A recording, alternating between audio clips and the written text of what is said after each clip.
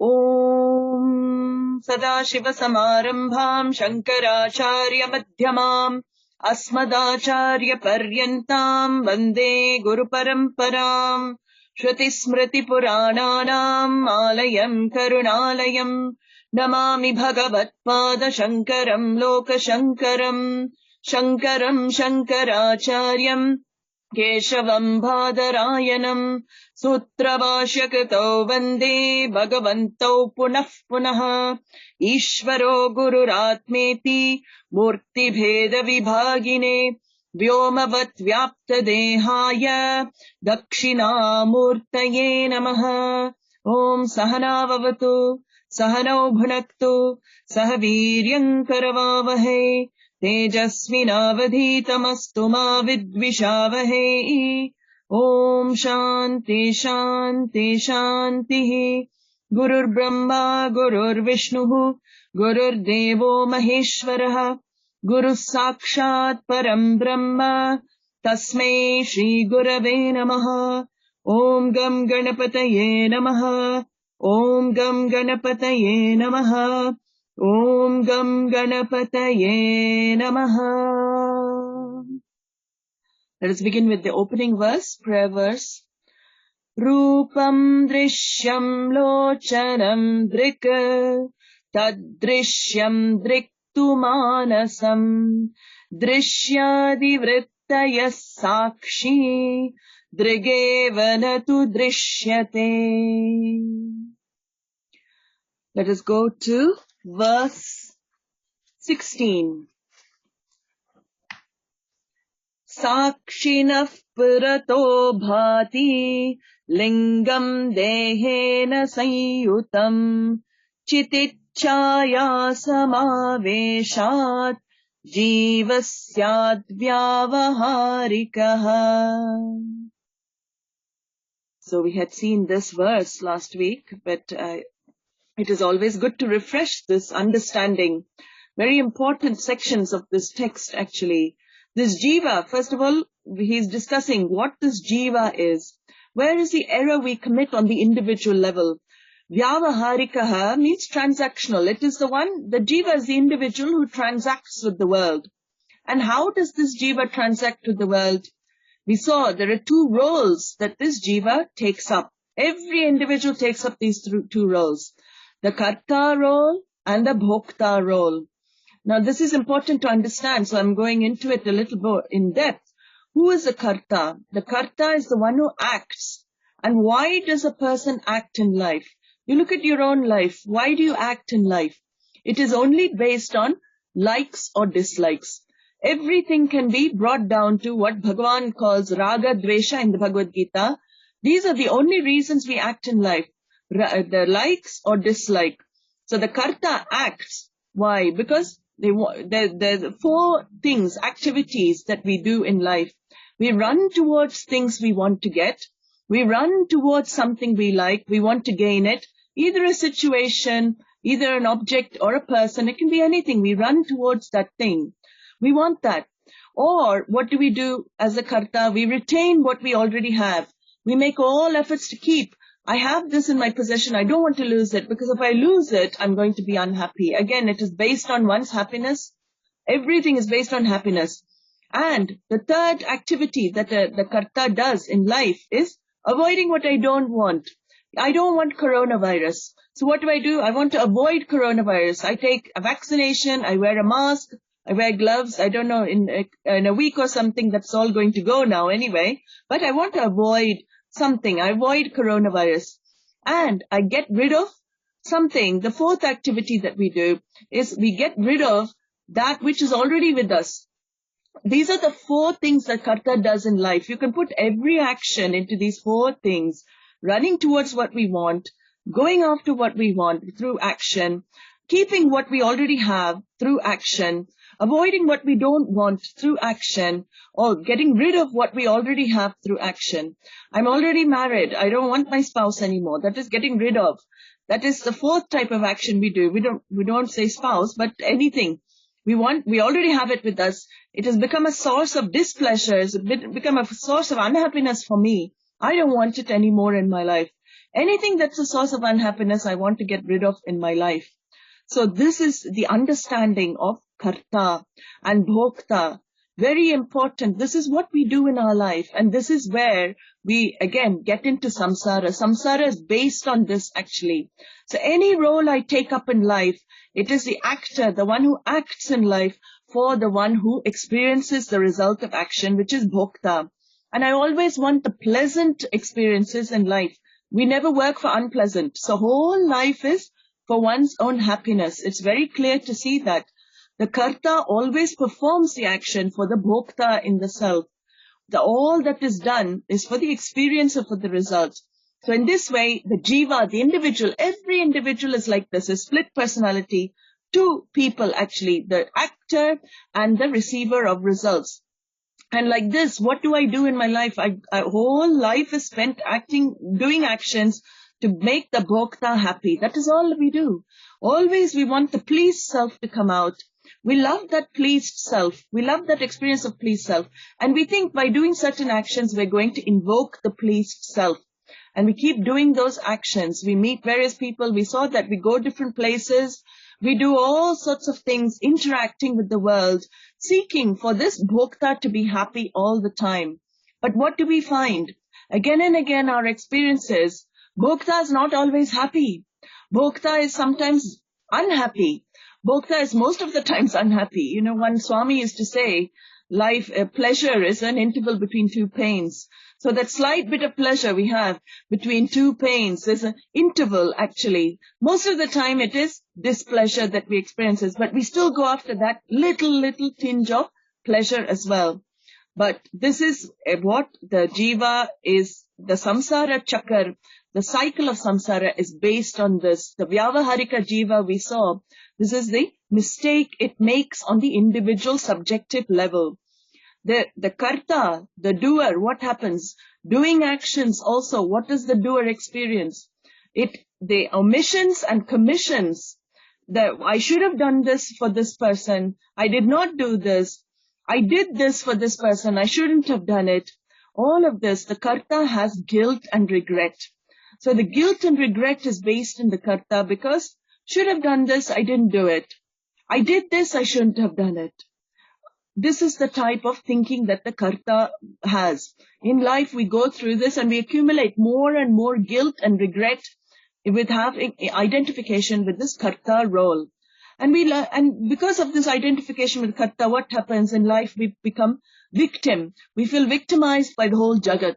The whole jagat is making me feel guilty, making me feel regret as well. So again, the jiva feels smallness. That smallness is triggered.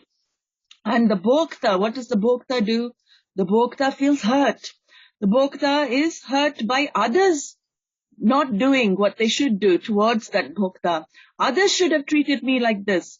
They didn't treat me like this. Others should treat me like this. They didn't treat me like this. Others shouldn't have done this to me. They did this to me. That leaves the bhokta hurt. So these are the two things that it comes along with the two roles that we play. Along with all the pursuit in life for happiness, we have to face the consequence of these two roles. Karta, hurt, the karta is guilt and regret. The bhokta feels hurt and victim as well. So the jiva, because this jiva wrongly identifies again with the upadhi, keeps seeking security and pleasure outside. It keeps seeking security and pleasure with the body, mind, senses. We think by improving the body, mind, senses, we will feel happy as well. So everywhere, on every level, we seek improvement. And this is where, again, we get into that problem. We saw this last time. This is the individual level of error that we all do. Externally, we also commit error. We mix up the world of names and forms with what? The essence of the world, which is Brahman, consciousness. We mix up the names and forms. We cannot see the essence of the world, and we take this whole world to be absolutely real. Everything we see, we take to be real. And this is the second level of error that this text says one commits. So the next verse, he goes a bit deeper. Asya jivatvam aropat sakshin bhasate avrito tu vinashtayam bhede bhati payati tat. So asya vyavaharikasya jivasya. This is for this karta bhokta jiva. This karta bhokta jiva, what is this karta bhokta jiva? It is but an appearance on consciousness. It is not a real entity, but we take it to be a real entity. It is mere name and form and function as the individual. This is not a reality that we think it is. It is a superimposition. Atma is identified with the doership. Atma is identified with the experiencership. So everything the I goes through, everything the I experiences in life, it is taken on Atma. And this is called mutual superimposition in the Shastra, Aropaha. Both are confused. There's two things here. And what happens? Consciousness takes itself to be fat or thin depending on the physical body. It takes itself to be intelligent or stupid or all the attributes of the mind. It confuses for its own attributes. But it is in truth, what is it? In reality, it is untouched. It is pure like the crystal. The crystal example that Adi Shankara gives is the best example. When you put the flower, the red hibiscus next to the crystal, what happens? Crystal looks as though red. But is it ever changed in color? Has it ever changed? Has it ever transformed? Does it take the redness of the hibiscus onto the crystal? It does not. It is pure, crystal clear always. It remains like that. It is untouched by the attributes of the upadhi or the flower that is put next to it. And this karta bhokta is exactly the same. It is like that red hibiscus. Atma is identified. The crystal takes itself to be the red hibiscus. How does that look? Then the crystal will suffer if the red hibiscus fades. Crystal will think I'm fading. If the red hibiscus, it loses some petals, the crystal will think I'm losing my petals. This is the identification that happens. So the karta bhokta jiva, what he is living, he or she is living in this vyavaharika satyam, in this world that is created. Who is it created by? Did I create it? It is not subjective reality. This world is there for my experience. It is Ishvara Shrishti. It is Bhagavan Shrishti. It is created for our use by Bhagavan. I have no role in this external world. So my identification, my I is not there involved in the external world. Now, if my control is not there in the external world, I did not create the Himalayan mountain range. I did not create the trees or plants. I didn't create creatures. I don't have that much power to do that. But I have to face this world. And this world has many orders as well. Order of karma, order of dharma. All these orders, did I ask for them? I did not. Otherwise, my karma would have been totally different. If we had choice over our karma, we would have all chosen probably different experiences in our life. We would not have chosen many of the unpleasant experiences in our life. We would have put cross, no, I don't want that, I don't want that, and only put tick on the pleasant experience, the happy experiences. But that has not been the case. So what does that show? There are many things in this Ishvara Shrishti which are laws, orders. They are the laws of the universe, orders of the universe, over which I have no say. I have no control over them. That is called Ishvara Shrishti. And that is where I make another confusion. I think I have control over Ishvara Shrishti. Where is control over Ishvara Shrishti? Even others' behaviors. I cannot control. Even the people closest to me, can I control their behaviors? Can I make them speak the way I want them to speak? Can I make them behave the way I want them to behave? No. Because that is also Ishvara Shrishti ultimately. Everybody in this universe is part of Ishvara Shrishti. They have a way of thinking. They have a way of behaving. Yes, that is the way they are. Of course, the behavior sometimes has to be corrected. And there are few people that Shastra says can correct the behavior, can correct the thinking as well. But it is all part of Ishvara Shrishti. And the jiva, the individual jiva, the karta bhokta jiva, lives his life through all these various orders of this universe. This whole jagat is there for experiences of punya and papa. Whole jagat is given for pleasant experiences. Whole jagat is given for unpleasant experiences. So this is how I exhaust my karma. Otherwise, how else will I exhaust karma? No other way to exhaust karma. And this is my area of operation in this jagat.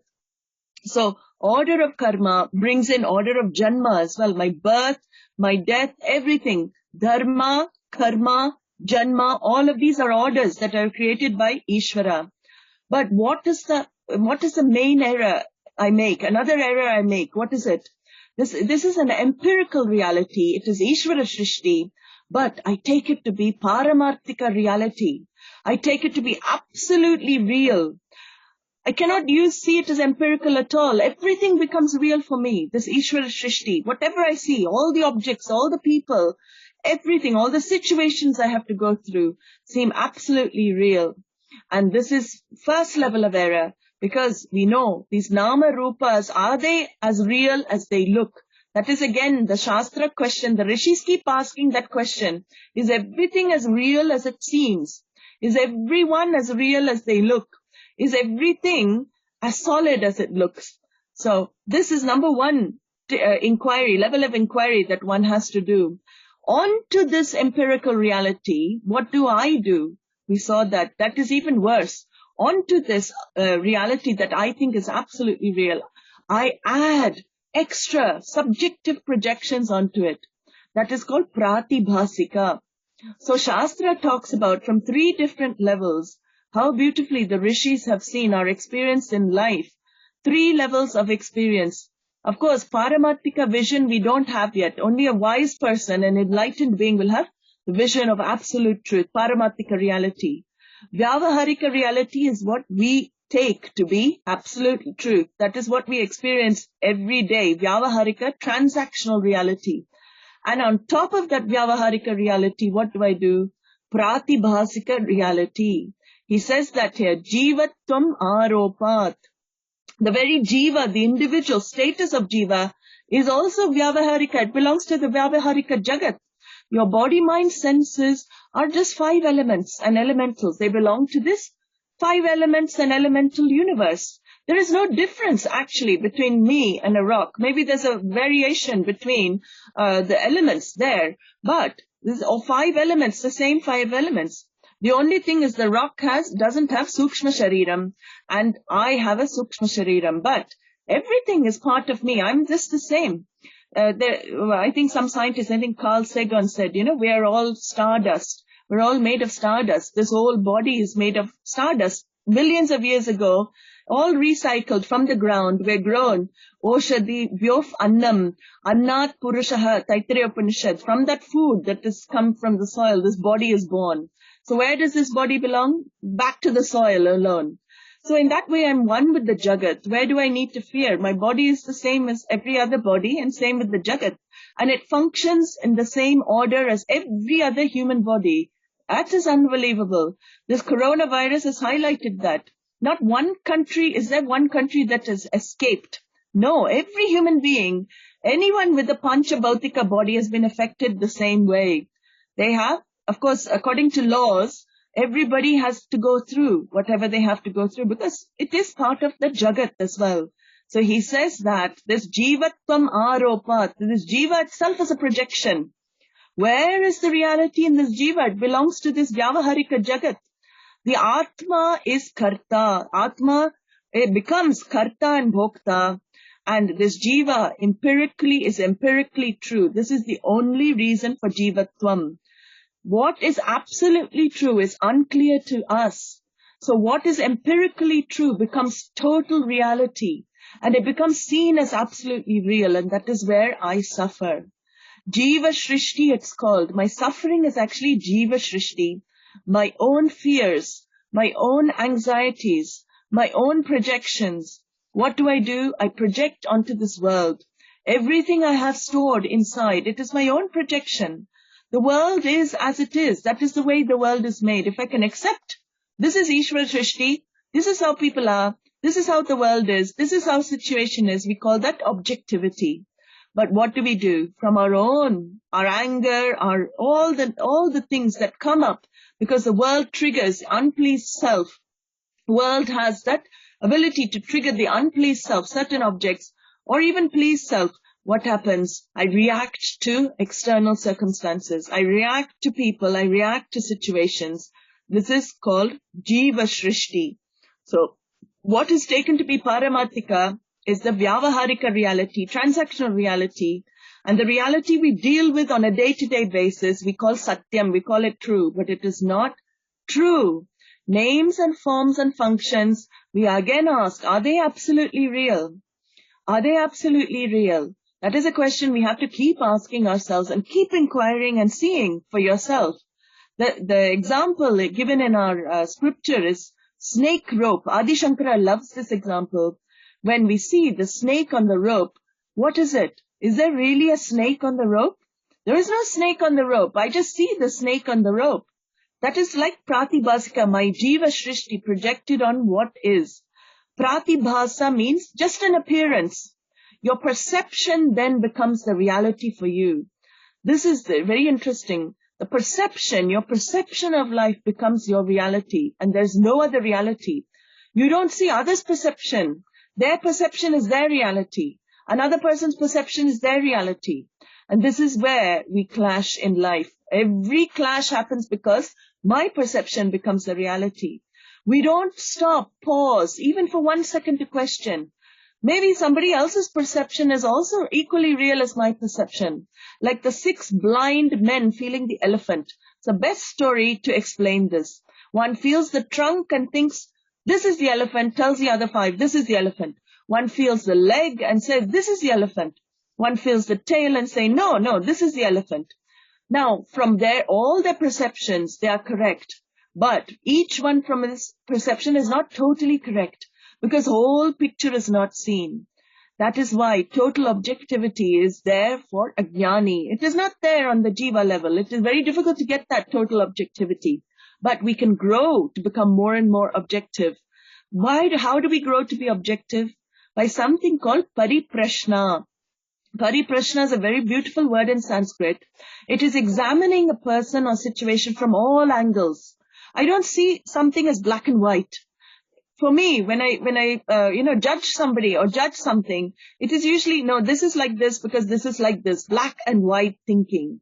Pariprashna means no black and white thinking, seeing anything from different angles, from all the perspectives you can possibly see. That is called objective.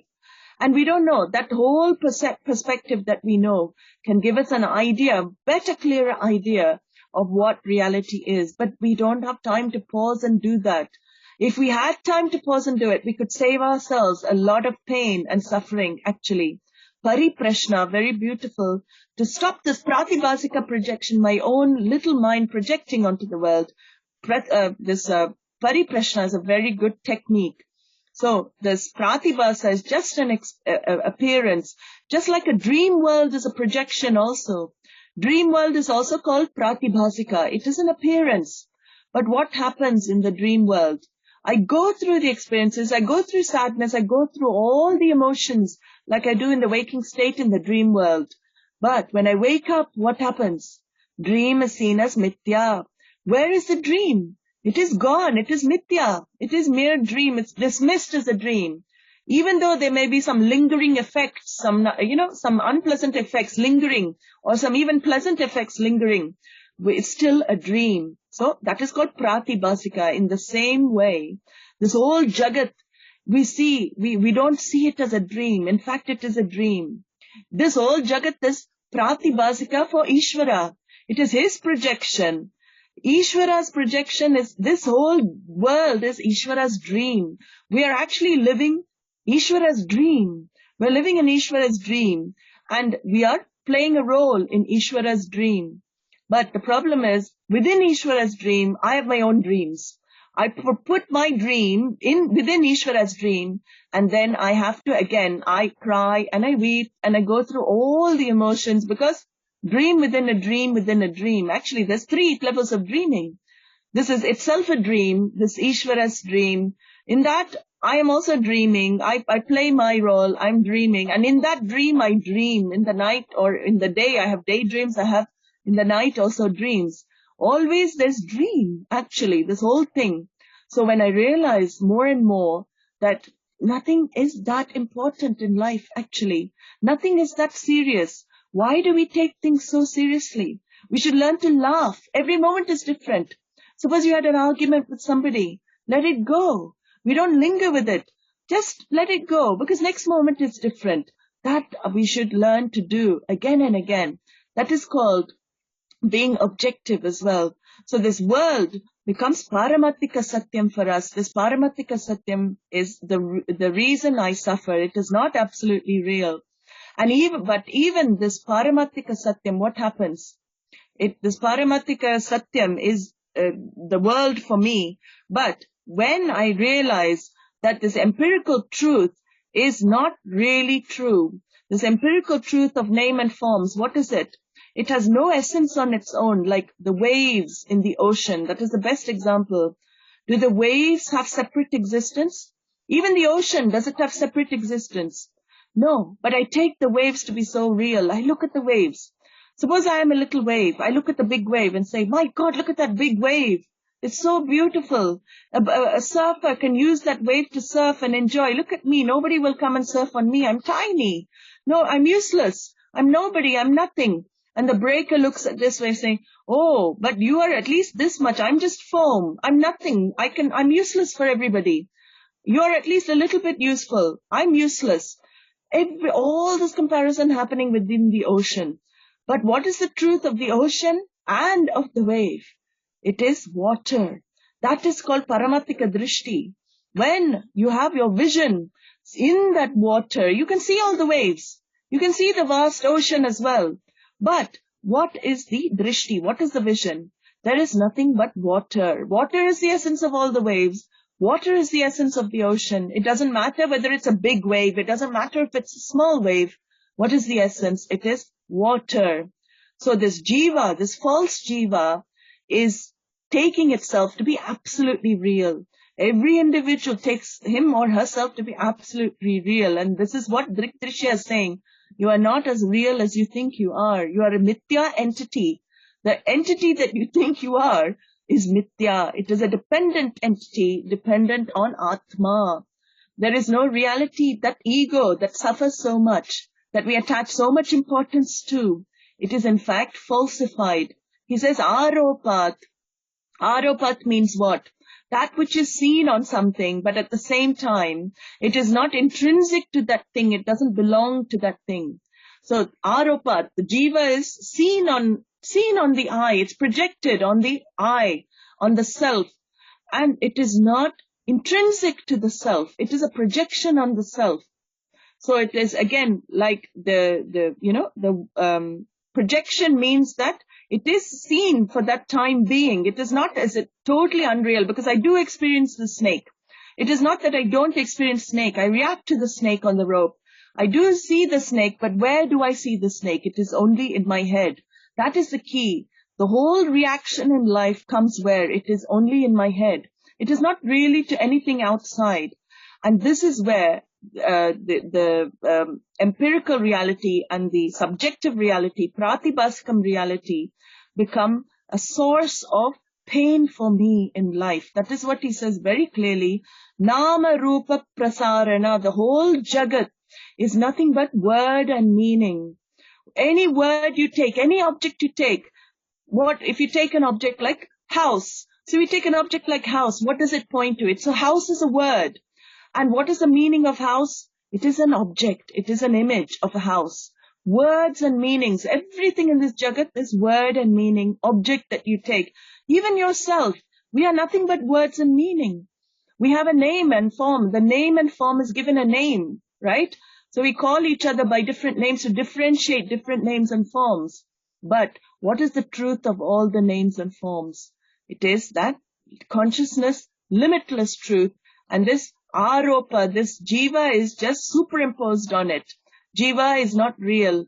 That is aropa, best example, as I said, japa kusuma and the crystal.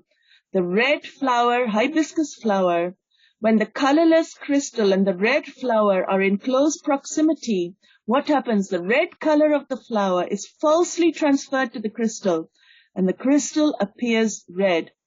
And what do we try and do? All our life, we try and remove the red color of the crystal. Red color of the crystal. That is what is called purification of mind. If we spend all our life purifying the mind, what's going to happen? Can I scrub the crystal to get rid of the red? all my life purifying. I cannot. You cannot make anything absolutely pure. Suppose you want to remove the red color from the crystal. The color will not go. It will not go because it doesn't belong to the crystal. But, of course, what do we talk about karma yoga and everything for? When we talk about purifying the mind, we're talking about developing a distance. What karma yoga gives you is a distance, that mental distance, to be able to do vichara. It gives you that space. It removes cognitively, you move the upadhi away from the crystal. Then what do you see? My God, the crystal is untouched by that flower. The crystal was always clear. And you understand through that is what is called purity of mind in our Shastra actually, when the space is given to see the two differences. And then, when you bring the red flower near the crystal again, what happens? You're not bothered because you know crystal is untouched by the redness of the flower. So you don't have to move the upadhi, you don't have to get rid of the flower, you don't have to pluck all the petals of the flower and throw the flower away. Even in knowledge is that even if the blue flower is placed there, crystal, when it's known as crystal, it can never change. It is known as crystal. When you place a yellow flower near the crystal, what happens? You never think yellow is part of the crystal. You know. Where is it in knowledge? So this is exactly what happens, that all our problems in life are because of false transference, aropa. We take the attributes of something, close proximity, onto us. So instead of, we have to understand, instead of knowing the false transference, we have to know the false can never touch the real. When we know the false can never touch the real, we are free. We don't spend all our life trying to remove all the problems of our life. We don't spend all our life trying to improve the body, the mind, the senses. Of course, it is, part of the role. We have to take care of it, but all the efforts are not spent there trying to improve, purify to that limitless limit. Because nothing in the physical body can become limitless. Nothing in the mind can become limitless. They're all limited by nature. The only understanding is that I was always free. I will always be free. And I am right now free. It is only the attributes of the mind. They cannot disturb me. Yes, the red hibiscus may be, it may be fading. It may not be very nice to look at. It may be disintegrating. But what do I know? I know that in my mind, crystal, whatever happens to the hibiscus, I'm not touched by it as well. And he says here, it is all ignorance. The whole thing is due to ignorance of the fact that I am Sakshi, I am the Atma, the crystal, and the mind is object different from me.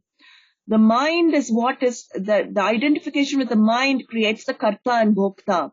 That is where I make the mistake.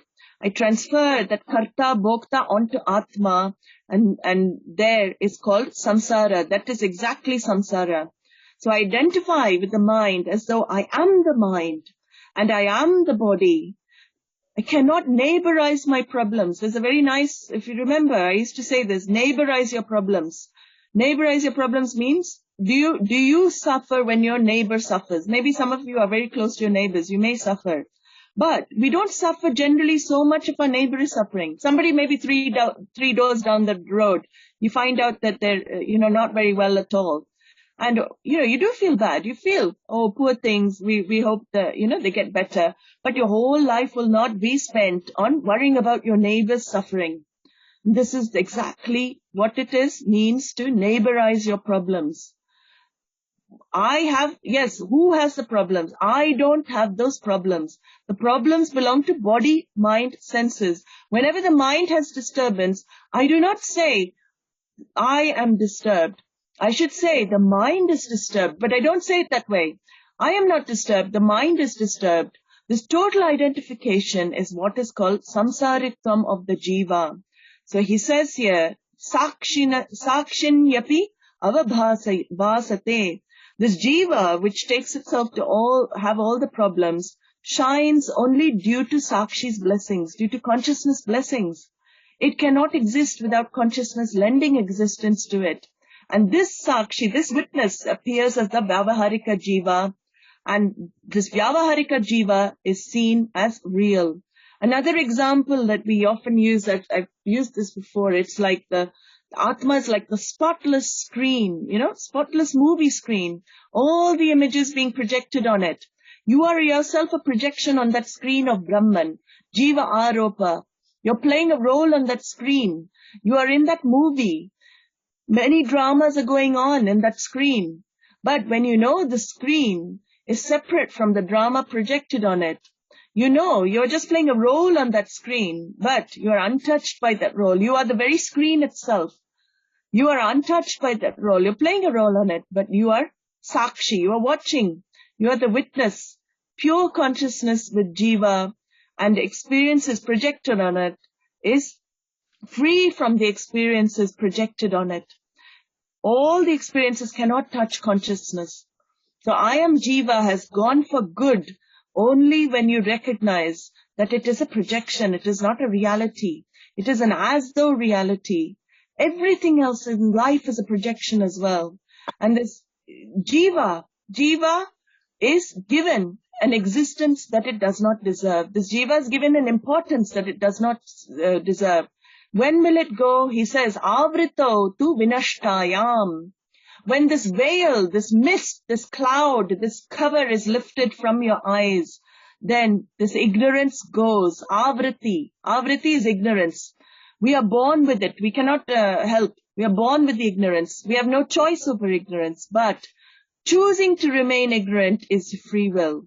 We can choose to remain ignorant. That is our free will. But remaining in ignorance means you will be trapped in that cycle of samsara. That is what we want to escape from. So ignorance, he says again, is the cause for all the sorrow. Avaranam, that Shakti of Maya, the cover, is the cause for the aropa. And only self-knowledge can set that jiva free. Only in self-knowledge, the jiva, seeing itself as a projection on the screen of Brahman, seeing the individuality as not real as it is when the ignorance is removed forever.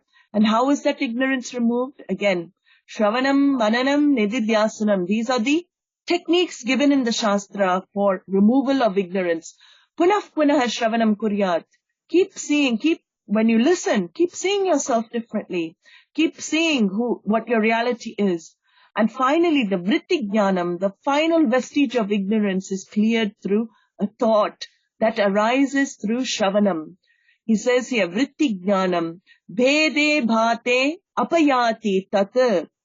The difference between the sakshi and the false jiva becomes apparent in this knowledge. When you see, when we talk about difference, we have to be very clear. At the beginning, we have to separate two things that are confused, Drig and Drishya. That Drig and Drishya, the seer seen, Veda is seen very clearly. We don't have to remove the jiva, the individual, to see sakshi. That is another thing. It is a cognitive knowledge. It is something you know. When you know, the difference is clear. And whether the jiva is there or not, you are not bothered by it. You know the crystal only looks red, but it is not red intrinsically. It is exactly like that. You can enjoy the redness with knowledge. You can enjoy the blueness of the crystal with knowledge. You can enjoy the different pinkness of crystal with knowledge. That is exactly what a wise person's experience of this Jagat will be. Knowing that all these names and forms are dependent on consciousness, everything becomes enjoyable. Where is the place not to enjoy? It becomes Anandavanam.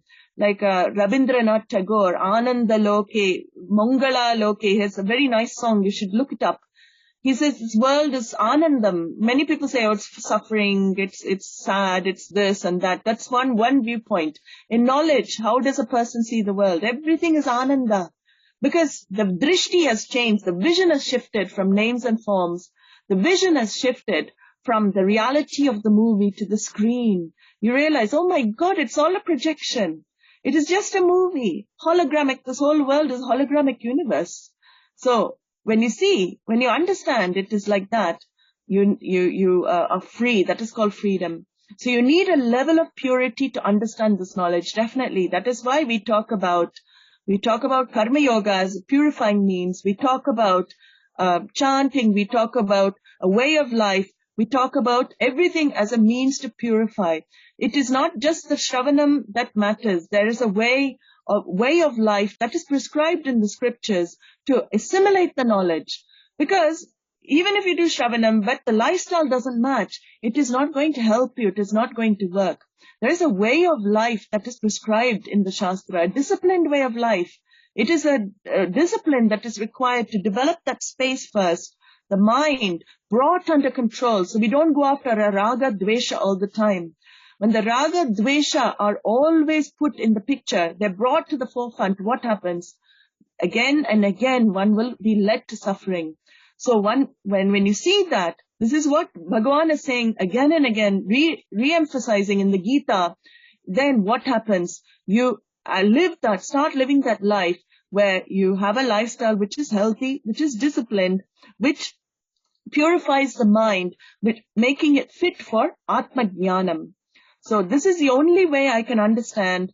I am asangaha, I am uninvolved, I am that crystal. What color can stick to me? That is the knowledge that one has to have. Now it is just hearsay. Now it is just nice to hear. I can repeat it 100 million times and not feel it. But the truth is that, how do I feel it?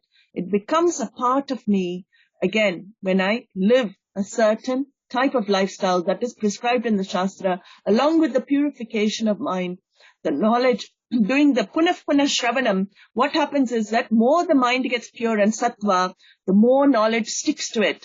So it goes hand in hand, the process.